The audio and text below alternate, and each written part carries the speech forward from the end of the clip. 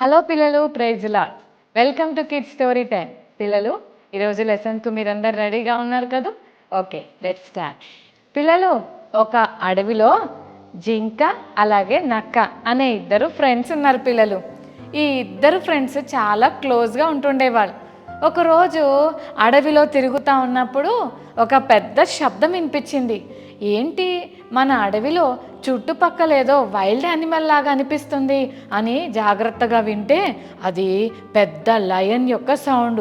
అమ్మో, లయన్ మన చుట్టుపక్కలే ఉంది, లయన్ కనుక మనల్ని చూస్తే చంపేస్తుంది అని చెప్పి ఈ ఇద్దరు ఫ్రెండ్స్ అంటే డీర్ ఇంకా ఫాక్స్ ఈ రెండు కలిసి చాలా స్పీడ్గా పరిగెడతా ఉన్నాయి పిల్లలు. ఈ డీర్ కూడా పరిగెత్తుతుంది, కానీ సడన్గా దాని కాలు మరి జారి పడిపోయింది పిల్లలు. దానివల్ల చాలా పెయిన్ వచ్చి ఇంకా పరిగెత్తడం తన వల్ల కావట్లేదు, చాలా కష్టమైపోతుంది. కొద్ది నిమిషాల్లోనే లయన్ సౌండ్ చాలా దగ్గరికి వినిపిస్తూ ఉంది. ఇక ఇది పరిగెత్తలేక గట్టిగా కేకలు వేస్తూ, ఫాక్స్ ప్లీజ్ నన్ను కాపాడవా, నేను పరిగెత్తలేకపోతున్నాను, ఒక్క నిమిషం ఆగవా, నన్ను కూడా తీసుకెళ్ళు, నా వల్ల కావట్లేదు, నా కాలుకి దెబ్బ తగిలింది, నేను ముందుకు వెళ్ళలేకపోతున్నానని అలా కేకలు వేస్తూ అక్కడే ఉండి, ప్లీజ్ ఫాక్స్ హెల్ప్ చేయవా, నేను పరిగెత్తలేకపోతున్నా, నా కాలు చాలా పెయిన్ వస్తుంది అని ఏడుస్తూ అలాగే పిలుస్తూ ఉంది పిల్లలు. కానీ ఫాక్స్ అంటుంది, అమ్మ బాబోయ్, ఒక్క నిమిషం వెనక్కి తిరిగి చూస్తే లయన్ వచ్చేస్తుంది, అమ్మో నీకు హెల్ప్ చేయడానికి నేను ఆగితే నీకే కాదు ఆ డేంజర్ నాకు కూడా ఉంటుంది, అమ్మో లయన్ నన్ను తినేస్తుంది, ప్లీజ్ ఏమనుకోకే అని ఈ ఫాక్స్ పరిగెత్తుకుంటూ వెళ్ళిపోతుంది పిల్లలు. ప్లీజ్ ఫాక్స్ నాకు హెల్ప్ చేయవా, నన్ను కాపాడవా అని ఎంత బ్రతిమాలుకున్నా ఫాక్స్ మాత్రం ఆగలేదు, పరిగెత్తుకుంటూ వెళ్ళిపోయింది పిల్లలు. ఇంతలో పిల్లలు లయన్ రానే వచ్చింది.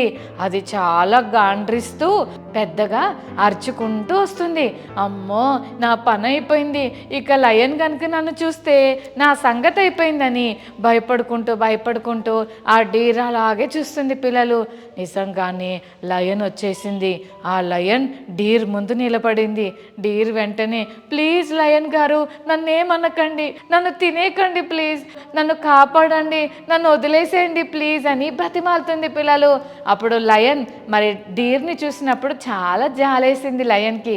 లయన్ అనింది, నువ్వేమి కంగారు పడకు, నేను నిన్ను అసలు తినను, నేను బాగా ఆకలేసినప్పుడే గట్టిగా అరుచుకుంటూ వెళ్ళి ఏ యానిమల్ కనిపిస్తే ఆ యానిమల్ని తినేస్తా, కానీ నాకు ఇప్పుడు అస్సలు ఆకలేయట్లేదు, నువ్వేం కంగారు పడకే, నిన్నేం చేయను అని సైలెంట్గా వెళ్ళిపోయింది పిల్లలు.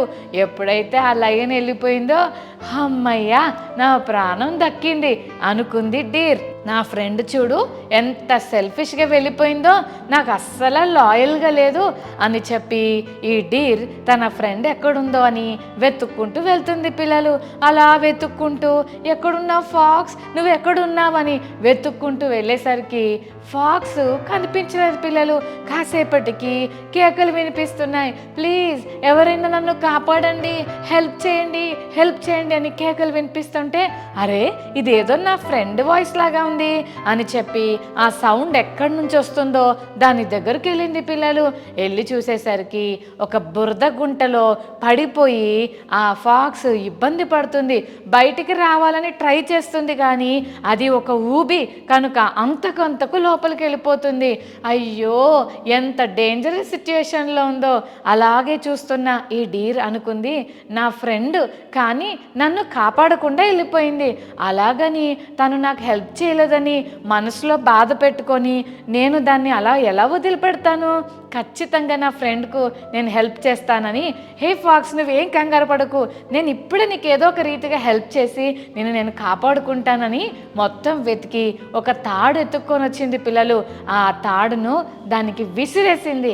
ఎప్పుడైతే ఆ ఫాక్స్ ఆ తాడును నోటితో పట్టుకుందో, నువ్వు అలాగే ఉండు నేను నిన్ను కాపాడుకుంటానని యువతల నుంచి ఆ తాడును ఈ డీర్ లాగి లాగి లాగి తన ఫ్రెండ్ను మొత్తానికి బురద గుంటలో నుంచి బయటికి తెచ్చింది. తన ప్రాణాన్ని రక్షించిన ఆ డీర్ని చూసి ఫాక్స్ అనింది, నిజంగా నువ్వెంత మంచిదానివి, నన్ను ఎంత నిజంగా ప్రేమిస్తున్నా, నీ ప్రేమ ఎంత ప్యూర్గా ఉందో తెలుసా, నేను నిన్ను రక్షించలేదు. లయన్ వస్తున్నా కూడా నేను నిన్ను కాపాడుకోకుండా పరిగెత్తుకుంటూ వెళ్ళి చాలా సెల్ఫిష్గా నన్ను నేను రక్షించుకున్నాను. కానీ నేను నీకు ఏ హెల్ప్ చేయకపోయినా మనసులో నా మీద ఏ ద్వేషం పెట్టుకోకుండా ఎంత మంచి మనసుతో నన్ను కాపాడావు. నిజంగా you are my true friend. నేను నీకు నమ్మకంగా లేకపోయినా నువ్వు నాకెంతో నమ్మకంగా మంచి ఫ్రెండ్గా ఉన్నావు. థ్యాంక్ యూ డీర్ అని డీర్కి థ్యాంక్స్ చెప్పిందంట. నిజమే కదా పిల్లలు, మనం కూడా చాలామంది ఫ్రెండ్స్కు మరి ఎవరైనా మనకు హెల్ప్ చేస్తే వాళ్ళకి హెల్ప్ చేస్తాం, ఫ్రెండ్స్ అనే చెప్తాం, కానీ అన్ని పరిస్థితుల్లో వాళ్ళకి హెల్ప్ఫుల్గా ఉండం కదా. మనకి ఏదైనా లాభం వస్తుందంటే ప్రేమిస్తాం, కానీ మన ఫ్రెండ్స్ నుంచి ఏ లాభం లేకపోతే చాలామంది ట్రూ ఫ్రెండ్స్గా ఉండరు. కానీ బైబిల్ చెప్తుంది నమ్మకంగా ఉండాలని. మన ఫ్రెండ్షిప్లో కానీ, మన పేరెంట్స్తో కానీ, దేవుని దగ్గర కానీ, చర్చ్లో కానీ, స్కూల్లో కానీ, అన్ని చోట్ల మనం ఫెయిత్ఫుల్గా అలాగే లాయల్గా ఉండాలి పిల్లలు. బైబిల్ గ్రంథంలో కూడా ఒక ఆంటీ ఉంది.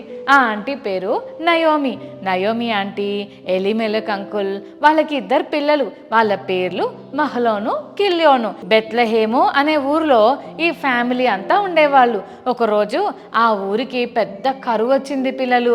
తినటానికి ఫుడ్ లేదు, మంచినీళ్ళు లేవు, మంచి ఫుడ్ లేదు.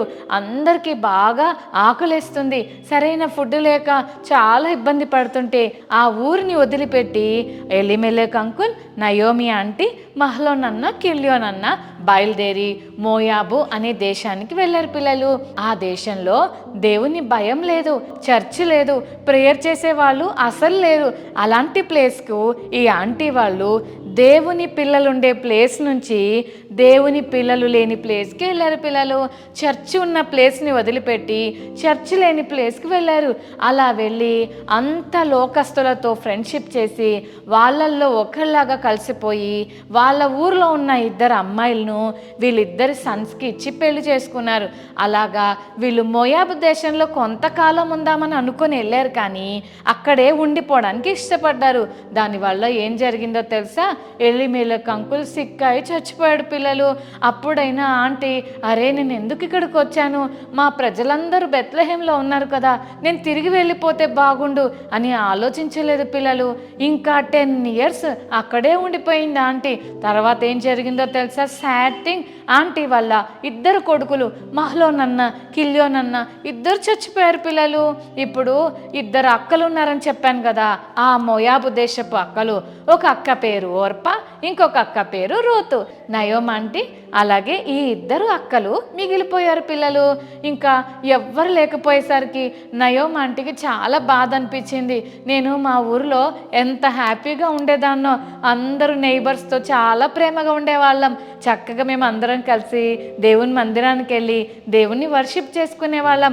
అన్నీ వదిలిపెట్టి ఈ దేశానికి ఎప్పుడైతే వచ్చానో నా ఫ్రెండ్షిప్ మారిపోయింది, నా రిలేషన్స్ అన్నీ మారిపోయాయి, నా ఇంట్లో ఎంత సాడ్ థింగ్స్ జరుగుతున్నాయో, నేను ఇక్కడ ఉండడానికి ఇష్టపడతలేదు, నేను చేసిన తప్పు నేను తెలుసుకున్నాను, తిరిగి మా ఊరు వెళ్ళిపోవాలని అనుకుంటున్నాను అని నయోమి ఆంటీ డెసిషన్ తీసుకుంది పిల్లలు.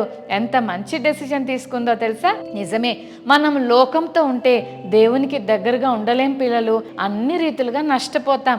అందుకే దేవుని పిల్లలు దేవునితోనే ఎక్కువ ఫ్రెండ్షిప్ చేస్తే, గాడ్లీ అట్మాస్ఫియర్లో మనం ఉంటే గాడ్లీ బ్లెస్సింగ్స్ దేవుడు మనకు ఇస్తాడు. ఆంటీ వాళ్ళ 2 డాటర్ ఇన్ లాస్ని పిలిచింది. వాళ్ళ పేర్లు గుర్తున్నాయా పిల్లలు? ఓర్పక్క, రూతక్క. ఓర్పక్క, రూతక్కను 2 పిలిచింది పిల్లలు. ఆ 2 అక్కలు వచ్చినప్పుడు ఆంటీ అనింది, అమ్మా నేను చాలా పెద్దదాన్ని అయిపోయాను, నా వల్ల మీకు ఏ లాభం లేదు, ఇక్కడ ఉంటే నేను ఇంకా దుఃఖంలో ఉండి ఒంటరిగా చచ్చిపోవడమే తప్ప నాకు ఇంకేం లేదమ్మా, అందుకే నేను మా ఊరు వెళ్ళిపోదామని అనుకుంటున్నా, మిమ్మల్ని నేనేం ఇబ్బంది పెట్టను, మీరు మీ మమ్మీ డాడీ వాళ్ళ దగ్గరికి వెళ్ళిపోండి, నేను మా ఊరు వెళ్ళిపోతానమ్మా అని చెప్పి ఆంటీ చెప్పినప్పుడు, లేదా ఆంటీ మిమ్మల్ని వదిలిపెట్టి మేము వెళ్ళాం, మీతోనే ఉంటాం అని చెప్పి వాళ్ళిద్దరూ చెప్పారు పిల్లలు. కానీ ఆంటీ ప్లీజ్ అమ్మా వెళ్ళిపోండి అమ్మా, నా దగ్గర ఆస్తి లేదు, నా దగ్గర ఇంకేమీ లేదమ్మా, ప్లీజ్ మీరు వెళ్ళిపోండి అని అంటే ఓరపక్క ఆంటీని గట్టిగా పట్టుకొని ఆంటీకి ముద్దు పెట్టి ఓరపక్క వెనక్కి వెళ్ళిపోయింది. రూతక్క అలాగే నిలబడింది పిల్లలు. రూతు నువ్వు కూడా వెళ్ళమ్మా, ఓరపక్క వెళ్ళిపోయింది కదమ్మా, రూతు నువ్వు కూడా వెళ్ళిపో అని అంటే రూతక్క ఏడ్చుకుంటూ అనింది, ఆంటీ నన్ను ఆ మాట అనకండి ఆంటీ, నేను మిమ్మల్ని వదిలిపెట్టి అస్సలు వెళ్ళను, మీ దేవుడే నా దేవుడు, మీ జనమే నా జనము, మీరు ఎక్కడికి వెళ్తే నేను అక్కడికి వెళ్తా, మిమ్మల్ని ఎక్కడ పాతి పెడతారో నన్ను కూడా అక్కడే పాతి పెట్టాలి, ఓన్లీ మరణమే మనల్ని సెపరేట్ చేయాలి, ప్లీజ్ ఆంటీ నన్ను వెళ్ళిపోమని చెప్పకండి, నాకు మీ దేవుడు కావాలి, నేను కూడా మీతో పాటు వచ్చేస్తాను ఆంటీ అని చెప్పింది పిల్లలు. ఎంత బ్రతిమలాడినా రూతక్క వెళ్ళకపోయేసరికి సరే పద మనం వెళ్దాం అని చెప్పి రూతక్కను తీసుకొని మరి నయోమి ఆంటీ మోయాబు దేశాన్ని విడిచిపెట్టి బెత్లెహేము లోపలికి వచ్చింది పిల్లలు. ఎంత గ్రేట్ కదా, లోకాన్ని విడిచి దేవుని దగ్గరకు మనం ఎప్పుడైతే వస్తామో దేవుడు మనకు కనెక్ట్ అవుతాడు, దేవుడు మనల్ని బ్లెస్ చేస్తాడు. చెల్లి తమ్ముడు రూతక్క మోయాబును వదిలిపెట్టి బెత్లెహేముకు రావటం అంత ఈజీ విషయమే కాదు. అందరూ అక్కని తిట్టుకుంటారు, ఆమె విడో అని, ఆమెకు పిల్లలు లేరని, ఆమె దేవుణ్ణి నమ్ముకోలేదని, ఆమె అన్యురాలని చాలామంది అక్కను తిట్టుకోవచ్చు. బట్ స్టిల్ ఎవరేమనుకున్నా సరే నేను ఆంటీతో వచ్చేస్తానని దేవుని ప్రజల మధ్యలోకి ఈ రూతక్క వచ్చింది. అవసరమైతే పరిగె ఏరుకుంటూ అక్కడున్న గ్రెయిన్స్ ఉంటాయి కదా పిల్లలు, హార్వెస్ట్ చేసినప్పుడు ఆ పంటంతా కోసేశాక మిగిలిపోయి కింద పడిపోయిన ఆ గ్రెయిన్స్ అన్నీ కూడా ఏరుకొని బుట్టలో వేసుకొని ఆ ఏరుకున్న వాటిని తీసుకెళ్ళి ఇంట్లో వాళ్ళు వండుకొని తిన్నారు. అవసరమైతే ఏరుకొనైనా బతుకుతాను కానీ నేను ఆంటీని విడిచిపెట్టనని నమ్మకంగా ఆంటీని హత్తుకుంది రూతక్క. దానివల్ల దేవుడు ఎంత గొప్ప ఆశీర్వాదాన్ని ఇచ్చాడో తెలుసా? ఏ పొలంలో అయితే రూతక్క మరి విత్తనాలు ఏరుకుందో అదే పొలానికి కొద్ది రోజుల్లోనే ఆ ఆంటీ ఓనర్ అమ్మ అయింది. దేవుడు ఎంత బ్లెస్ చేశాడో కదా. ఫెయిత్ఫుల్గా ఉంటే దేవుడు మనల్ని బ్లెస్ చేస్తాడు. సెల్ఫిష్గా ఉంటే, స్వార్థపూరితంగా ఉంటే అన్ని రీతులుగా నష్టపోతాం పిల్లలు. కానీ ఎప్పుడైతే మనము నమ్మకంగా ఉంటామో తప్పకుండా దేవుడు బ్లెస్ చేస్తాడు. రూతక్క కూడా ఓర్పక్కలాగా వెళ్ళిపోయి ఉంటే ఈరోజు మనం రూతక్క గురించి మాట్లాడుకునే వాళ్ళం కాదు. రూతక్క ఎంత నమ్మకంగా నయోమి ఆంటీని వెంబడించిందో, ఎంత కష్టం వచ్చినా, ఎన్ని మాటలు వచ్చినా ఎంత ఫెయిత్ఫుల్గా జీవించిందో దేవుడు కూడా అంతే ఫెయిత్ఫుల్గా రూతక్క లైఫ్ను బ్లెస్ చేశాడు. అంతేకాదు పిల్లలు, రూతక్క గ్రాండ్ సన్ వాళ్ళ సన్ ఎవరో తెలుసా? King David. ఎంత గొప్ప రాజుకు ఆంటీ నానమ్మ అయింది. ఎంత గ్రేటో కదా. మనం ఎప్పుడైతే ఫెయిత్ఫుల్గా ఉంటామో దేవుడు కూడా మనకు గ్రేట్ బ్లెస్సింగ్స్ ఇస్తాడు. చెల్లి తమ్ముడు, మమ్మీ డాడీ నిన్నెంతో కష్టపడి చదివిస్తున్నారు కదా, మరి మమ్మీ డాడీకి నీవు కూడా ఫెయిత్ఫుల్గా మీరు కడుతున్న ఫీజుకు నేను నమ్మకంగా చదువుతూ కష్టపడి ఇన్ని మార్కులు తెచ్చుకున్నాను అని మమ్మీ డాడీకి మనం చెప్పగలమా? మరి మన చర్చిలో పాస్టర్ అంకుల్, పాస్టర్ ఆంటీ ఎంత కష్టపడి మన కోసం ప్రేయర్స్ చేస్తున్నారు కదా. వాళ్ళు చేస్తున్న ప్రార్థనలకు ప్రతిఫలంగా నేను కష్టపడి మరి గొప్పవాడిని అయిపోవాలి, లోకంలో పడిపోకుండా మంచి సాక్ష్యం తెచ్చుకోవాలని మన చర్చ్కి మనం ఫెయిత్ఫుల్గా ఉండాలి, మన ఫ్యామిలీకి మనం ఫెయిత్ఫుల్గా ఉండాలి, అలాగే మన ఫ్రెండ్స్కి కూడా మనం ఫెయిత్ఫుల్గా ఉండాలి. అన్నిటికంటే ముఖ్యంగా దేవునికి మనం ఫెయిత్ఫుల్గా ఉండాలి. ఓకేనా పిల్లలు? ఇందాక మనం చూసాం నమ్మకంగా లేని నక్క ఎలా పారిపోయి చిక్కుల్లో పడింది కదా. కానీ నమ్మకంగా ఉన్న డీర్ కష్టాల్లో ఉన్న తన ఫ్రెండ్ని ఆదుకుంది. నమ్మకంగా లేని ఓర్పక్క వదిలిపెట్టి వెళ్ళిపోయి ఏమీ సంపాదించలేదు, కానీ నమ్మకంగా నిలిచిన రూతక్క గొప్ప రాజుకు నానమ్మ అయింది. మరి చెల్లి తమ్ముడు, నీవు కూడా నమ్మకంగా ఉంటే దేవుడు నిన్ను కూడా గొప్పగా ఆశీర్వదిస్తాడు. మరి ఇంకెందుకు ఆలస్యం? దేవా నన్ను కూడా నమ్మకంగా చేయి ప్రభా, నేను కూడా నమ్మకంగా జీవించినట్లు నాకు హెల్ప్ చేయ ప్రభా అని ప్రేయర్ చేసుకుందామా? రైట్, కళ్ళు మూసుకోండి, చిన్న ప్రార్థన చేసుకుందాం. ప్రేమ గల తండ్రి మీకు వందనాలు. ఇంతవరకు ఈ కిడ్స్ స్టోరీ టైం ద్వారా ప్రభా మాతో మీరు మాట్లాడిన మాటలను బట్టి వందనాలు. నమ్మకంగా ఉండాలని ఈరోజు మీరు మాకు నేర్పించారు. నమ్మకంగా లేని నక్క నష్టపోయింది, కానీ నమ్మకంగా ఉన్న డీర్ సింహం నోట్లో నుండి తప్పించబడింది. అంతేకాదు మరి ఓర్పా కూడా నమ్మకంగా లేకుండా వెళ్ళిపోయింది, కానీ రూత్ అక్క నమ్మకంగా నయోమి ఆంటీని వెంబడించడం వల్ల ఎంతో గ్రేట్ బ్లెస్సింగ్స్ పొందుకుంది. యేసయ్య, మేము కూడా చర్చికి, ఇంటికి నీకు నమ్మకంగా, అలాగే స్కూల్లో టీచర్స్కి, మా ఫ్రెండ్స్కి నమ్మకంగా జీవించే కృప మా అందరికీ దయచేయమని యేసు నామమున వేడుకొని ప్రార్థిస్తున్నాం తండ్రి. ఆమేన్. ఆమేన్.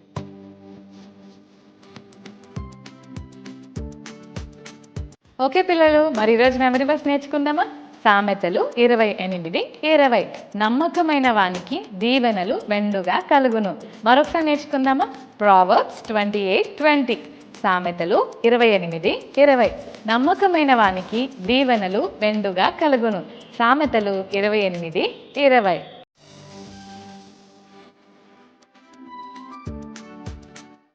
డీర్ అండ్ ఫాక్స్ ఎందుకు పరిగెడుతున్నారు? సింహం ఎందుకు డీర్ను వదిలిపెట్టేసింది? తన ఫ్రెండ్ ఎంత సెల్ఫిష్గా ప్రవర్తించినా క్షమించి డీర్ ఏం చేసింది? నయోమి ఆంటీ వాళ్ళ ఫ్యామిలీతో బెత్లెహేమును ఎందుకు విడిచిపెట్టి వెళ్ళారు? నయోమి ఆంటీని నమ్మకంగా ప్రేమించిన అక్క ఎవరు?